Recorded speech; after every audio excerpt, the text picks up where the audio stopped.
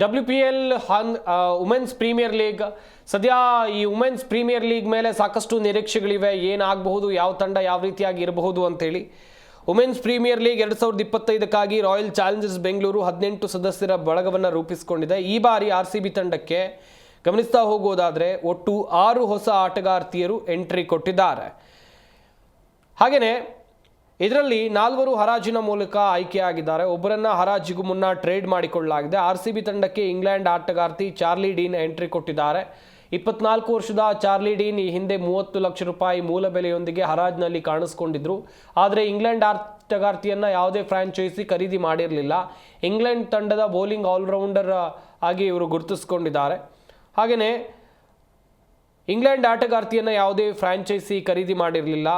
Bowling allrounder ಆಗಿ ತಂಡವನ್ನು ಸೇರಿಕೊಂಡಿದ್ದಾರೆ. ಇನ್ನು ಇಂಗ್ಲೆಂಡ್ ಹಾಗೆಯೇ ಲಂಡನ್ ಸ್ಪಿರಿಟ್ ತಂಡಗಳ ಪರ ಕಣಕ್ಕಿಳಿದಿರುವ ಚಾರ್ಲಿ ಇದು ಚೊಚ್ಚಲ ವುಮೆನ್ಸ್ ಪ್ರೀಮಿಯರ್ ಲೀಗ್ ಎಂಬುದು ವಿಶೇಷ.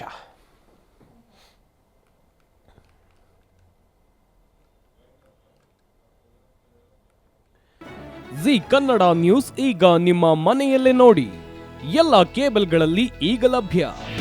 ನಿಮ್ಮ ನೆಚ್ಚಿನ ಜಿ ಕನ್ನಡ ನ್ಯೂಸ್ ಈಗ ಸನ್ ಡೈರೆಕ್ಟ್ ನಲ್ಲಿ number 292, Tata play number 1664, Jio TV number 1334, NXT digital number 30, in cable number 30, city networks 51, U digital number 162, GTPL number 17, Rockline telecommunications number 42, Shri Basaveshwara cable number 168, rural cable network 60, Vinayaka digital 57, Abhishek cable 821, city channel 53, Siddeshwara cable network 57, V4 digital Infotech 628, Surya digital networks 53, Gajanan digital number 836, Malnad infotech private limited number